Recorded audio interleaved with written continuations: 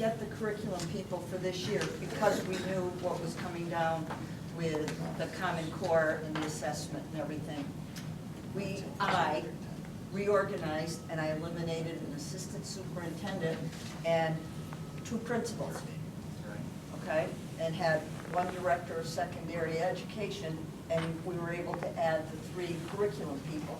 And because the teachers need these curriculum people. Then we thought, okay, well, maybe then we'll be able to handle all the observations and evaluations, okay? And even with having those 3 extra curriculum people, who are all administrators, even that didn't bring the numbers down to 26. So, you know, if you're asking, I'm adding, even with what we added, the number of teachers and the number of nurses and secretaries and everybody else who gets evaluated, everybody gets evaluated in this district. It takes, we still didn't have enough administrators to do it. The time, because the administrator isn't just a principal. If you're principal of an elementary school, you're not just supervising all day. You're also meeting with parents. You'll be sitting in on PPTs. You'll be dealing with discipline. You'll be creating a budget. You'll be managing the building. But the important thing is we went through this for an hour and a half last month. We discussed all of this. As a board, we decided to send it to personnel to vet the 2 positions, because the 2 positions can't be created without personnel. Then we went to budget, and budget, they don't really have the money. We were going to go to the Board of Finance to ask for the money. So we're bringing this back here today because it made it through personnel, it made it through budget, and we want to know if we want to ask for the money for these 2 positions that we talked about last month. That's really what we're here for. It's not to redo the proposal we had, but Carl had a question, then I got to go to Dan for a No, statement. just had a couple of things. I mean, I'm as loath to add positions as the next person, but you know, I do think they're needed. I do think they're needed for the evaluations. But what I'd like to see, and I brought it up at personnel, is if we are bringing on 2 administrators, what metrics are we holding them to? And not as an evaluated tool of them, but if we're bringing them on to deal with RTIs, I would expect the RTIs to go down and that type of thing. And the point that I'm getting to, and I'll ask it at the end for items of the good of the order, but really creating a district report card that maybe once a quarter, maybe every meeting, that we would see on key metrics that we're looking at, so that I really think it's a byproduct of we haven't set goals, we haven't evaluated the superintendent, and so we're just kind of flying blind right now. And But the district isn't. No. Okay, No. all right. Because we're not setting the goals, we're not asking for you to keep track of metrics and report back to us, and we're not providing the direction. And I think the entire discussion around these is an exact byproduct of that.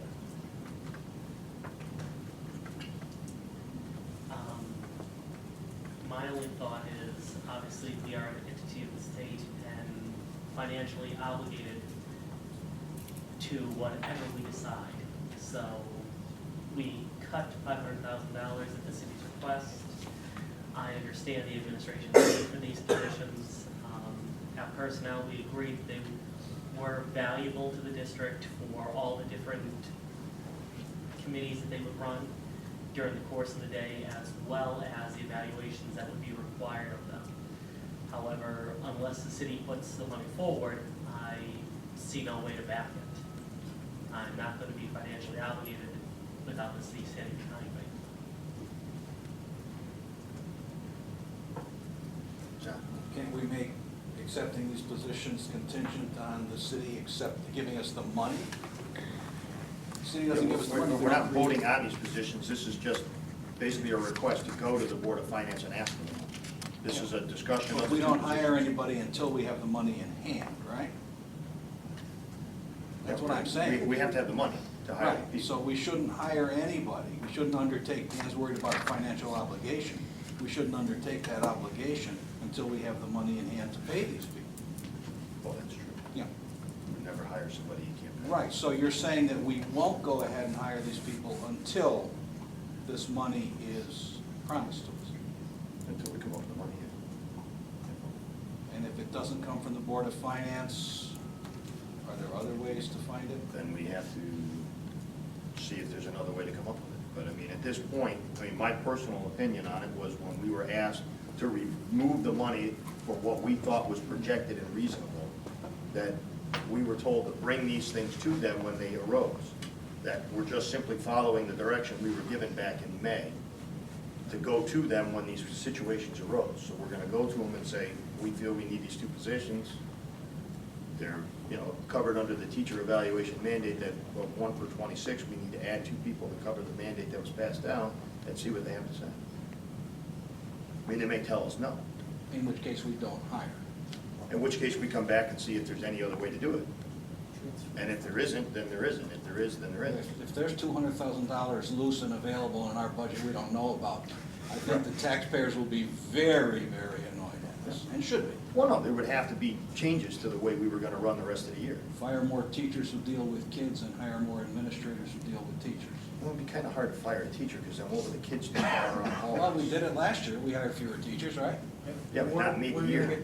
You're mid-year, John, this isn't an end of the year, I know. this is mid-year. So you can't fire a teacher mid-year, because what do you do with the kids? I mean, you'd have to find a different spot other than identifying the DEA. Maybe our new hires would want to deal with kids. How much money are we talking about specifically are you going to ask the city for? It's roughly, what, 212,000? Well, for a full year, but it's obviously not a full year. Yeah, it's not a full year at this point. It would be $212,000, 106 each. But, Plus benefits. plus benefits. Yeah. And we're, It's not 12. right, it's probably closer to 230. Right. But we're also not, you know, we're a quarter of the way through the year, so. But it will, I mean, then it becomes a. Next year, it would be Yes. $230,000 in the budget. This is just a question for Cheryl. So you are going to say on the record that the state of Connecticut is, by law, is requiring this year, this whole administrative plan that you put into place be implemented this year? Absolutely. That's your answer to, on the record? We are to implement. This year? This year, the new teacher and administrator evaluation plan as written by the state of Connecticut. And it's part of the seed document, and I can give that to you. Just so the, No, that's just a piece of it. I don't have it here with me. Absolutely, we must. There's no questions. And What, has the state identified what the penalty would be? the state hasn't even finished how they want us reporting it. We're going to regular meetings and stuff. This is, You know I what? get you, I know this is not We're- you, we're but this is, just- let's not just do it. I mean, if Well- they can't, I'm not gonna lose my certification because this board tells me don't do it, Paul. Okay, that's my whole life. why No, would you lose that's your certification if the board doesn't because support this I'm not issue? following state school law. No, the Board of Education is not. The Board of It's Education. the agent of the board, Paul. but I don't understand how they work. That doesn't make her liable, makes, you know. That's the question, and that's the point I keep trying to make, is how is anybody gonna be evaluated or penalized if your final statement was, the state hasn't even determined yet how this is all going to work? We'll probably need a lot of legal support if we don't. No, but you just said you don't, the state hasn't formalized just what they're actually looking for in this whole process. Oh, we know what we need to do for every teacher and every Yeah. administrator's eval, and what we have to submit to the state come June 30th. And you just said, though, that they don't know what they're gonna do. They have a plan, I don't think they've totally formalized it yet. So but they yes. haven't formalized their plan. To us. Well, I think we're speculating on that. What they do with it once they receive it, they're requiring us to submit it. Yeah, What but happens they don't with it- really know what they're gonna do with it. I have How no it's gonna idea be what that, if they could beneficial. put it in a box out in the back room, that's irrelevant. They're requiring us to submit it. So what they do with it is, you know, that's not our, we don't decide what the state's gonna do with it, Andrew. I mean, once we give it to them, they do what they're gonna do. Andrew, every teacher's performance is gonna come down to one number. John, It's a you business support going to model. the Board of Finance? Why do you need us to tell you to go to the Board of Finance? Can't you do that on your own? Can I? Yeah, but I've been getting lambasted by everybody around this table every time I do an action on my own, so I'm asking for the board's support to do that. And is this the beginning of a change in your policy? I think this. Well, I'm kinda tired of you throwing jabs at me, and I Mr. mean, Nargi throwing jabs at me, so are you in favor of it or not? I'm in favor of you going Thank to you the very Board much. of Mr. Finance. Brady? Same. Okay, 3, 4, Yes. 5, Yes. 6, Paul, 7. Yes. I'm not in favor. Thank you very much, Andrew. Couldn't have everybody's support all the way around, that'd be too good.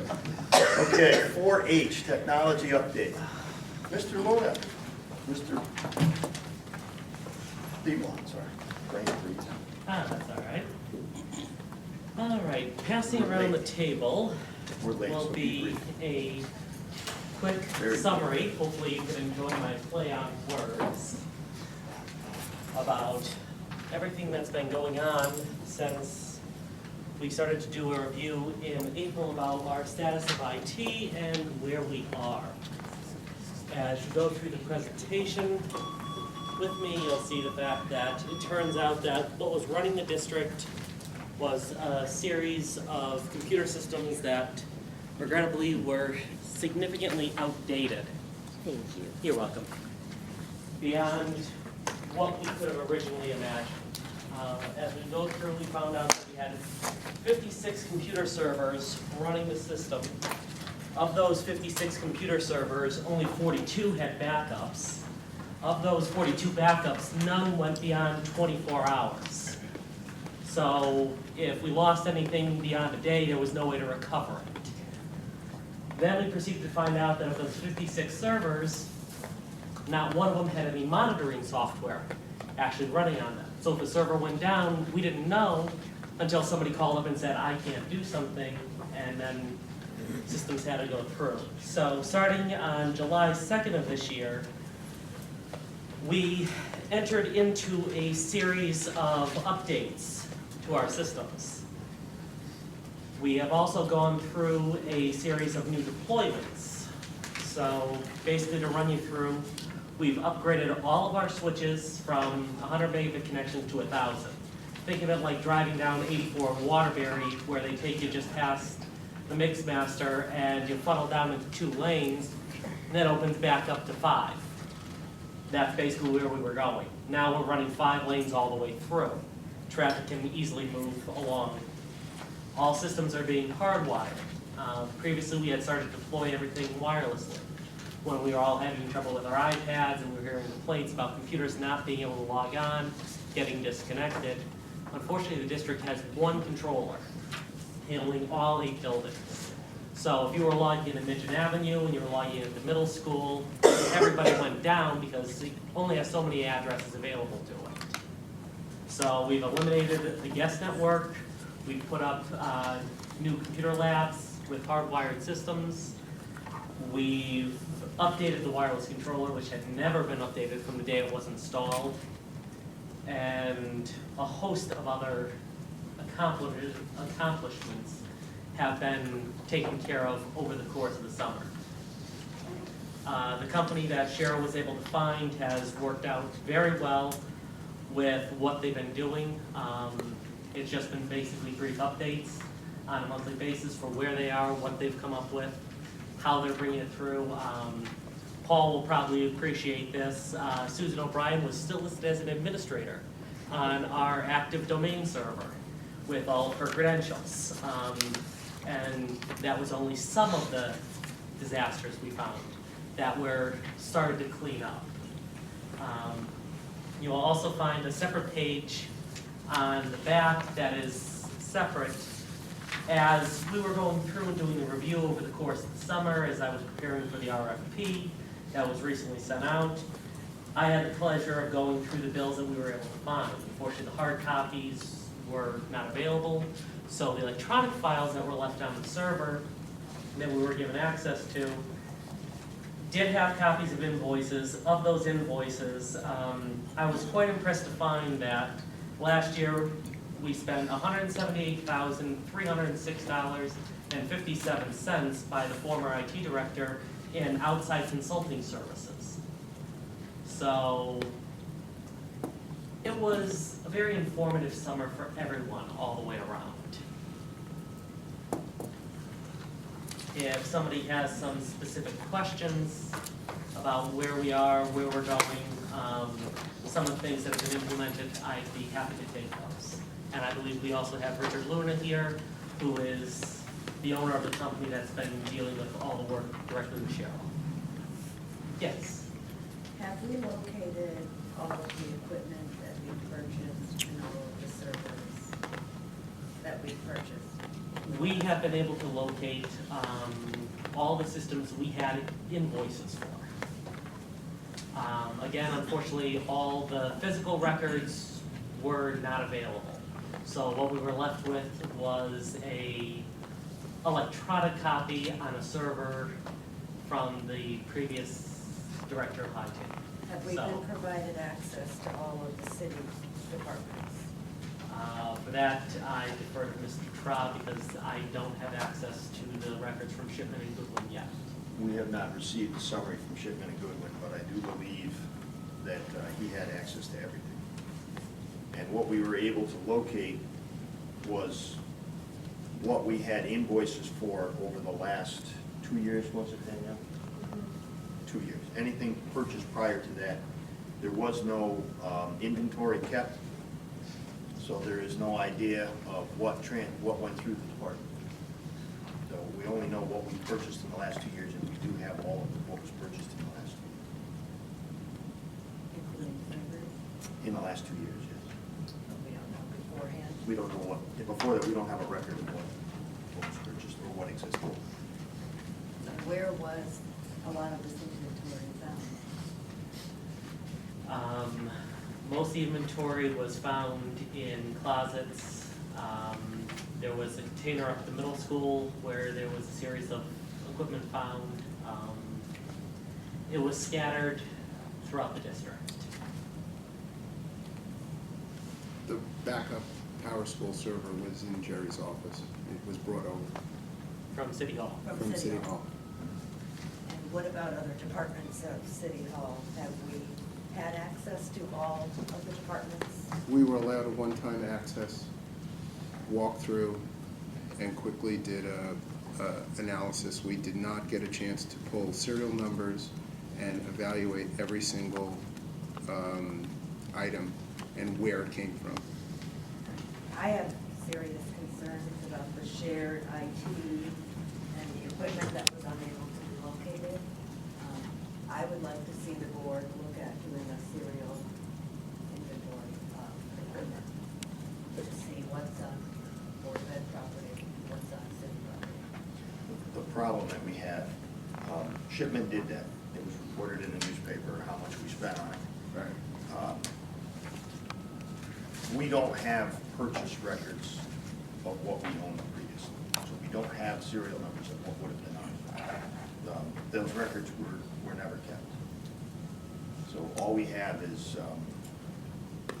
we have the purchase orders that had listed serial numbers from the last 2 years of orders.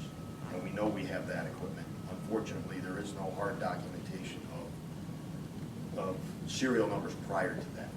Part of the problem that we dealt with was putting a purchasing structure in place that matched what's common practice. So Lisa Schimmels in the department is the designated document keeper. She's the one who now receives all the packing slips, and there's a more formalized management of inbound equipment. That did not exist in a stable, executed way prior. And so it's very hard to track down equipment when you're guesstimating as to what you're missing. I don't understand why then couldn't we just do the reverse and find out, we know what we have, we know what the city has, and if there's these machines or devices or whatever that don't match, they came from somewhere. You could.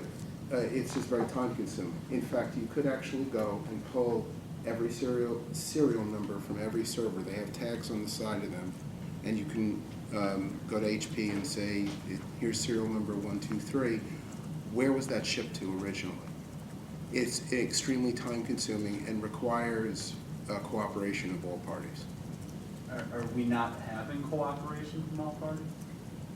We've not been asked to do that type of inventory. I would only have to speculate if we would get cooperation or not. I'm with you. We have spent a huge amount of money on that, and I believe our equipment is somewhere, not here, all of it. And I would like to see us pursue this, to know one way or the other where all of our stuff is. Mr. Kiska? We inventoried our own things. Did we find anything that wasn't ours, or was it a one-way street? No, We haven't found anything that Okay. wasn't ours yet. no. We haven't, but again, we only have the serial numbers for 2 years, John. So if there's something here that's I'll say a 2010, we don't have the serial number to see who purchased that. And from what Dan said, practically everything we owned was older than Moses. Correct. There was only a limited number of newer systems that were found. Unfortunately, those 56 servers, 40 of them were generation 1 through 5. Generation 6 and 7 servers were virtually non-existent, and suddenly we had generation 8, which were the purchases from April of this year. Put it in layman's, what conclusions are you drawing from this? I just want to be very clear. What conclusions are you drawing based on what you've presented to us? In what regard? For where equipment is, or for where the district is currently? Over the summer, all the old servers were replaced. We are in the process of submitting 2 grants to the state. One to replace most of the wireless, put a controller in every building so we can actually get some flexibility. Where we've already upgraded most of the backbone throughout the district, there's only a little bit left to do. We are, I'd say, 1,000 miles ahead of where we were on July 1. By the end of this work that's being done, we'll be in a good position for the start of the school year next year. We've done approximately 18 months to 2 years worth of work in 2 months. As an example, just one example, I'll give you 2. In 2 years, it took 2 years to replace the high school phone system. Over 2 months, we replaced all the phone systems throughout. It took 2 years to replace 1 directory server. We replaced 8 in 2 months.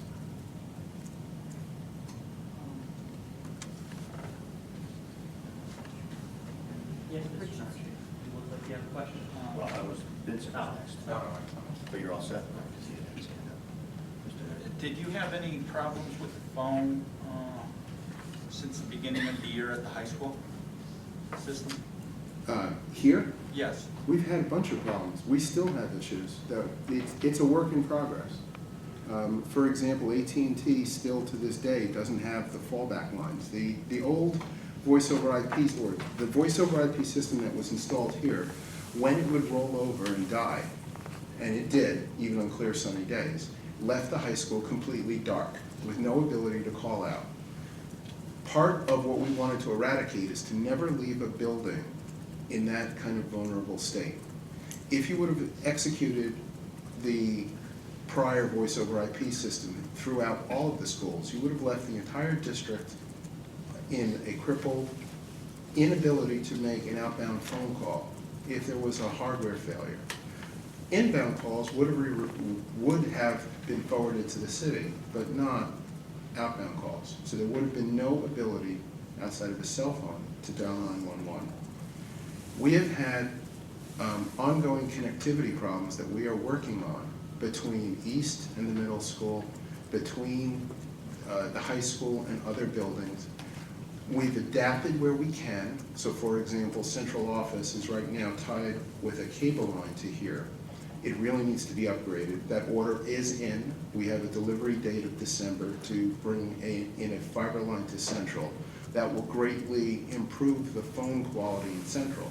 Now, we didn't stop there. We made the outbound calls in central go through the existing POTS lines so that the call quality outbound is dramatically higher. There have been actually less errors and less drops than you would expect when you replace 8 phone systems simultaneously. But we are not satisfied. I am certainly not satisfied, and I am not going to sit here and tell you that it's perfect.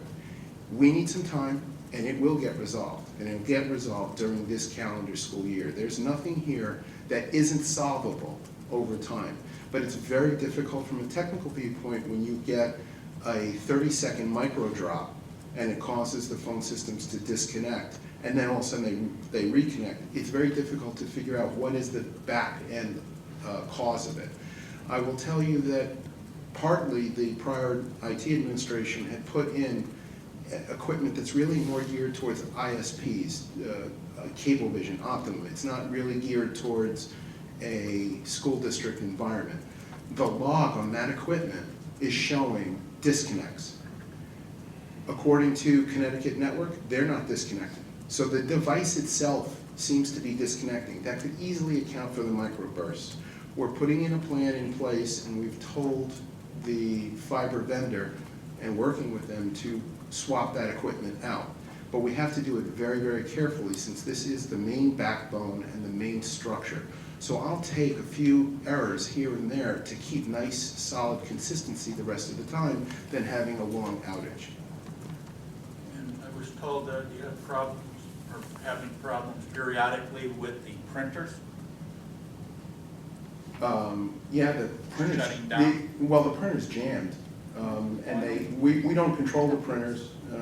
We did speak to the printer company about it, and their complaint was that there was nobody within Torrington who was trained to manage that, and we're having an ongoing discussion with them as to why somebody needs to be trained to manage a device. I thought those devices were supposed to be easier to work with. I will tell you that part of the assessment we did, as part of the assessment, I met with each of the principals or assistant principals. Universally, I heard complaints about printers, and to augment, not replace, the large printers, we've deployed classroom printers to balance out, to give some support to the teachers. Because it's very difficult in an educational environment to ask a teacher, please walk 150 feet and enter a code to get your print jobs. Yeah, we dealt with that issue a couple of years ago when that was implemented. I wasn't here. I'm I know. not a fan of completely managed services. I understand the balance between not wanting to waste paper, I think, and accountability.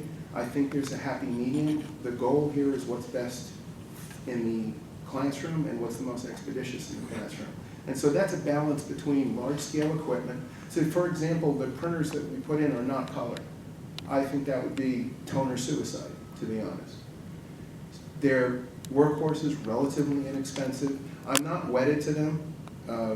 It's a stopgap. We may stay with them.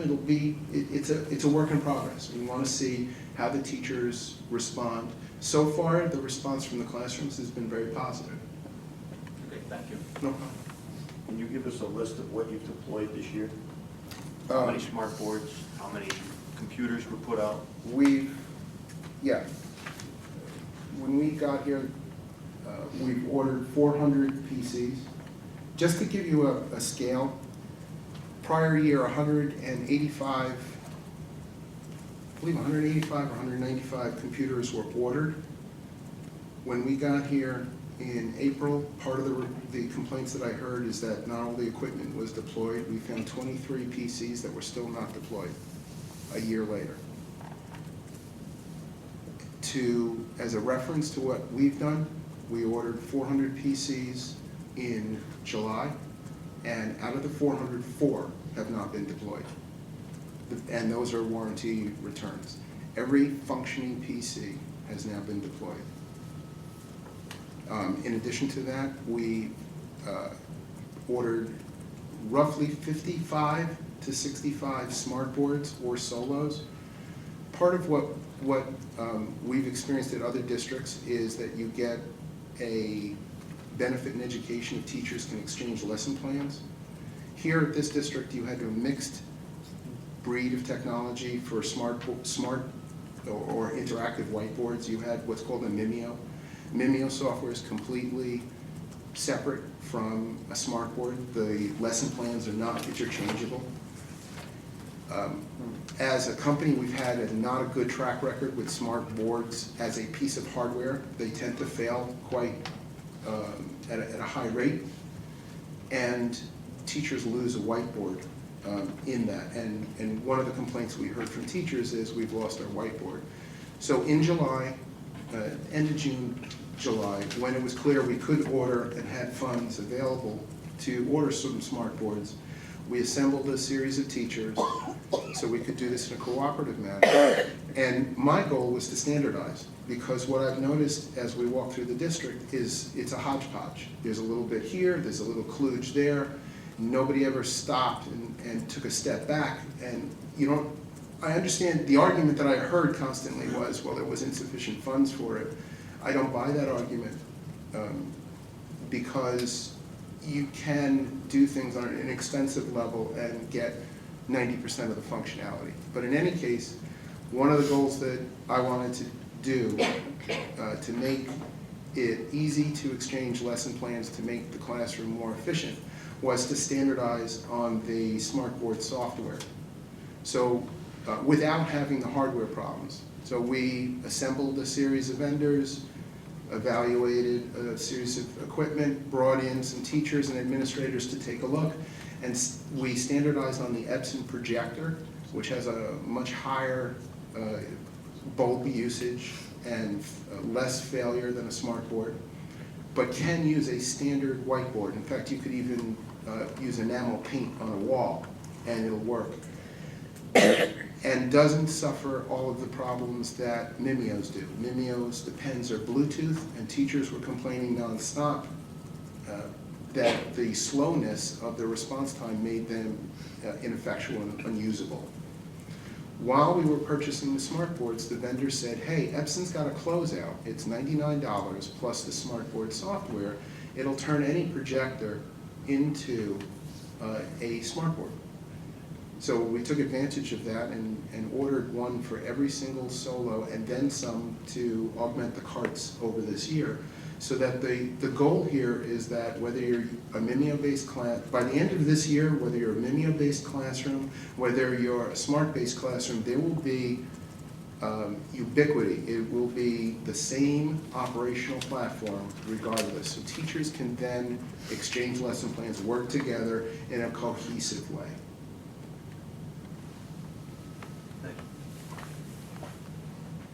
This is an observation. It seems like whenever I'm in Midget Avenue School, Mr. Luna is there too, and he is really putting in the time to get this installation done. Commend you for that, sir. Thank you. I'd actually, partly when we take on a client, it's a challenge because it always takes, nobody ever tells you the truth. And no, I mean, and it's not because people are trying to, well, maybe it's because they're being dishonest, but hopefully it's not because they're being dishonest, they just don't know. I was reluctant to take Torrington on just because of the things that we saw in the initial server assessments. I will tell you that without exception, the people here have been awesome to work with. And we don't make any more money by, I mean, I certainly don't make any more money by spending a lot of time here, but I have a real desire to see the classroom benefit, and it's really easier, much easier here than it is in other districts we manage. This is really a special place.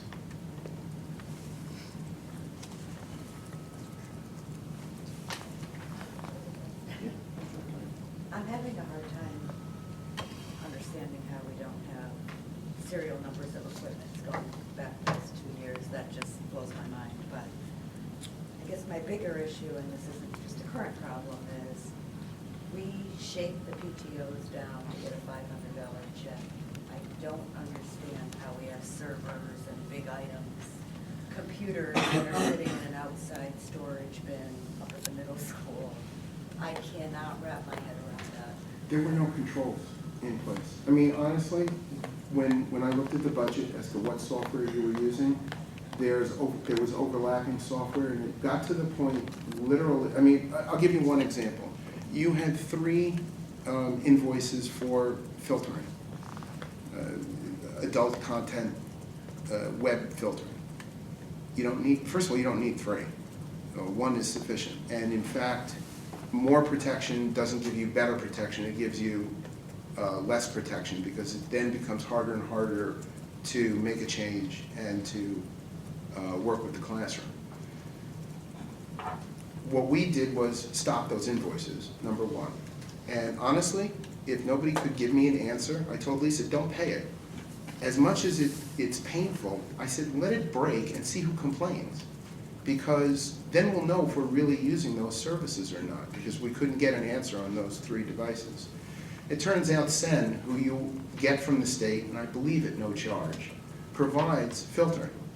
So in fact, none of the 3 filters were needed.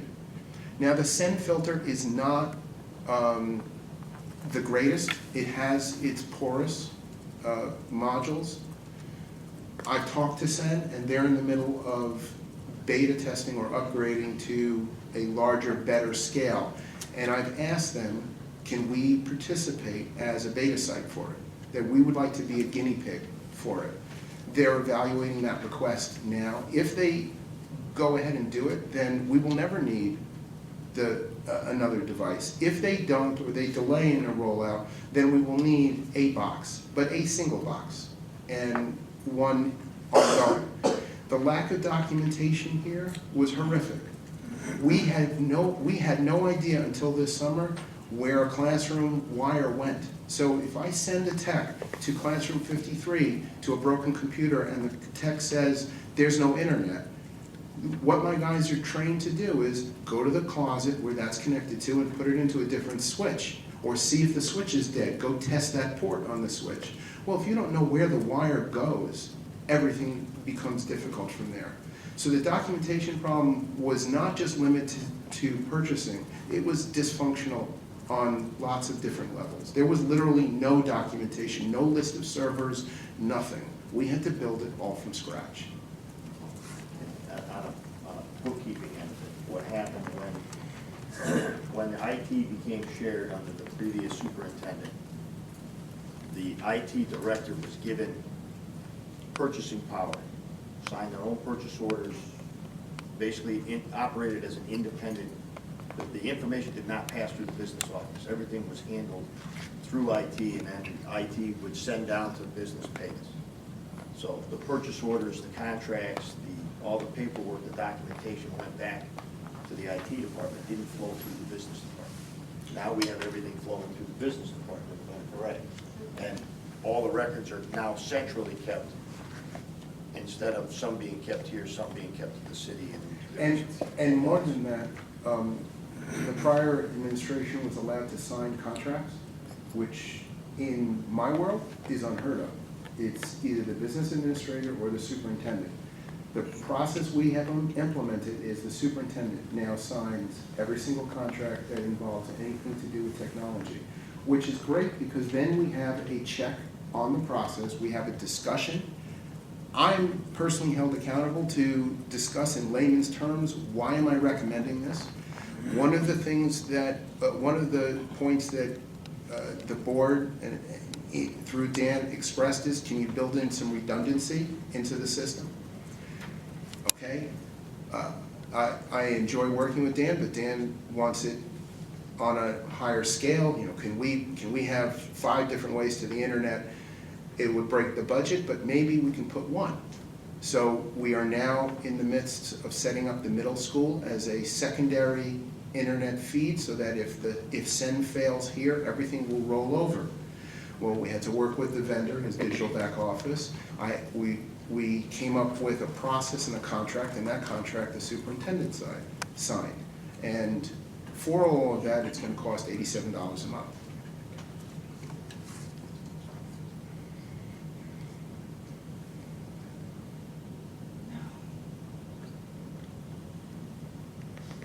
I mean, I just feel strongly, we know what we've spent through the years.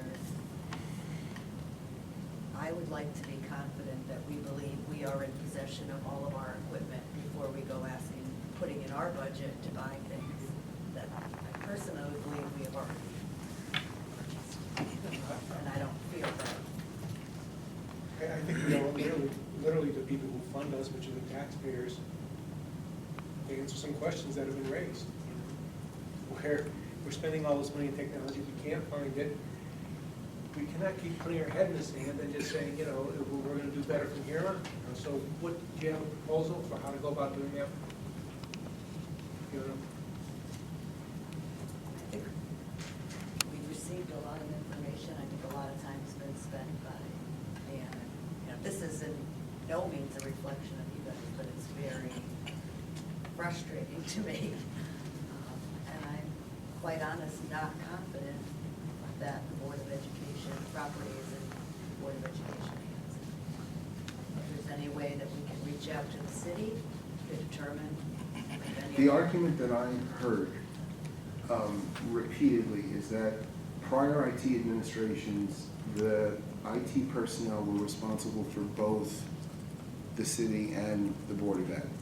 And so the distinctions that are drawn today didn't match back then. And so that's the justification for not having proper records. That's the justification for not having specific equipment location lists. I wasn't here, I don't know. I can tell you that it was very unusual. I've not experienced it in other districts that the city and the Board of Ed would be so incestuous. Usually those are separate, distinct entities. Not because there's anything wrong with it, except that they're very different animals. IT for a school is worried about online testing, Common Core, classroom access. Fire department's worried about 911. Those are very different. Maybe in the future they'll be similar. They're not today. And those goals are sometimes mutually exclusive, which is why those are generally separate entities. Not that you can't have some level of cooperation and sharing, I'd welcome that, but that's not typical. I mean, can the board put a written request to the interim mayor, I guess? Since the IT director that was shared is now a full-time employee of the city, can we put a written request in to ask if equipment was moved from Board of Ed to city property? I'll say I've asked the past IT director personally, and he told me that never has equipment, anything ordered for these buildings came to these buildings. That was the answer I had. That there was never equipment ordered for these buildings that was taken somewhere else. Except the backup power school server, which happened just under our watch. Yes. But that was to set up, there was the link between the high school and the city. And his intent was to set a backup up over there. Okay. That was the intent. Okay. We have since set the backup at the middle school. Or is it at Torringford? Middle school, it was, when we first got here, it looked like Torringford would be a better location, but because the American Red Cross designated the the middle school as the disaster location, and it has a slightly larger office, we reallocated the backup site to be the middle school. That work is in progress. It will be completed shortly, but it is not completed as of yet. Just for IT people that know, we had a mainframe and we had a backup that sat next to each other in the same room. So That wasn't on a generator in the Right. lowest point of the district? that if one was to fail, they obviously don't fail because they plugged into the same jams. So And the power went out for your primary and your backup. So And the wonderful moving thing, the backup off-site so that it's to a generator-supported building, so that if this was to go down, that system would stay up.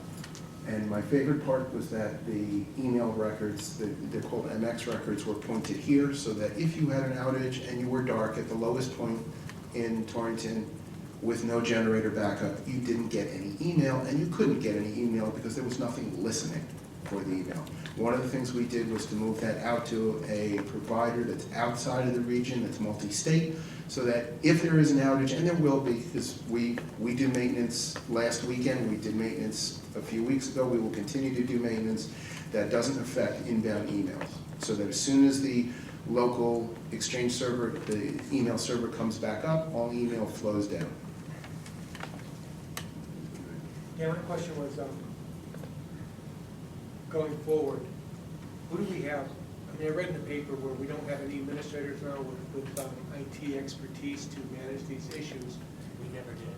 Right, but isn't that something we should have? I mean, I think the most experienced person was Mr. Monaco, right? Wasn't she essentially the? Yeah, an infrastructure. But isn't that something we should have on staff? I mean, given how rapidly and comprehensively the state is pushing us toward more technology and more infrastructure? If I may answer, it wouldn't be a benefit to the board. To hire somebody with that level of expertise, computer science, Third-party vendor. basically, we have 2 employees still at the district. They're there to make sure that even if we switch vendors, there's somebody who still knows how the systems operate There's continuity. inside. But as far as the management goes, you'll never pull enough people to have somebody who's Cisco certified, have somebody who's Microsoft certified, to have somebody who knows how to set up a backbone, who knows, you're talking too many expertise. So it doesn't make financial sense to try to find somebody who has enough certifications to cover all of your bases. And the same, to continue that thought, Paul, and don't take this the wrong way, either one of you, but it takes a certain person to attend a technology seminar, and these guys attend those seminars, they read the magazines, they're taking the continuing education course, they're exposed to so much on the outside, and seeing other school districts, other vendors, you're getting a full exposure that you can say, that happened over here, we should look at this, whereas if you have one person just sitting here, you don't get that global experience to apply it back. Where if you have an outside vendor that's just part-time here, they get that. You've talked a great deal about what I would phrase mismanagement. That's a nice word to use. As we now sit here, who actually manages you on a daily basis, i.e. oversees that what you're saying you're doing is actually being done? Who do you talk to on a daily basis? The superintendent. And the superintendent, how does the superintendent document, observe that what you're doing is actually being? I'm not questioning whether or not she's doing a good job or not. I'm just saying, how does that process go? Because I mean, I've been here 6 years. I hear the same story every year. The only thing, the person sitting in that chair is somebody different. But pretty much the same type of, we're selling you this and it's going to work and you can trust us. And now we're kind of learning there was no oversight. And I'm saying, who is really overseeing? The two answers for you. First of all, there's not a day, maybe there's one day that'll go by that the superintendent and I don't speak, but it's very rare, especially she's gotten in the habit of chewing up my Sunday afternoon. We monitor tickets. Tickets are what if there's a support problem, we want to see a ticket for it. When we got here, there were tickets that were 3 years old that were unanswered. And there was over 120 of them. As of today, there were 25 outstanding. There will always be a series of tickets. There's That's the matrix. But I live in a world and operate in a world of causality. Problem, solution. We want to see a process. Now, I'll give you an example of why tickets are important. Last Friday, all of a sudden, we saw a spike. We were at 19, 20 a day. All of a sudden, within a couple of hours, we got 25 tickets. My staff alerted me and said, there's a problem. And it looks like Power School's having an issue because we're getting slammed. And we looked at the desktops and everything looks fine.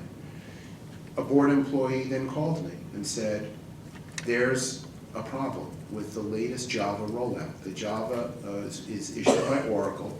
Power School requires Java. And on Tuesday, they deployed a new version. And some machines are picking up a new version and downloading it. And so entire functionality of Java was being blocked. I alerted the superintendent, called all the staff together and said, okay, what's the solution? Within about an hour, hour and a half, we had a fallback procedure. An email went out to all teachers, and in fact all staff, saying, here's what we're going to do. Friday morning, every teacher machine is going to get visited. We're going to roll back the version of Java. We're then going to disable updates temporarily so that a new version can't be pushed down. We alerted Pearson, who's the manufacturer for Power School, that there's an issue. They said they knew there was a problem because they were receiving multiple requests, but they did not have a solution yet. We're talking about grading time, we're talking about probably the highest usage application in the district.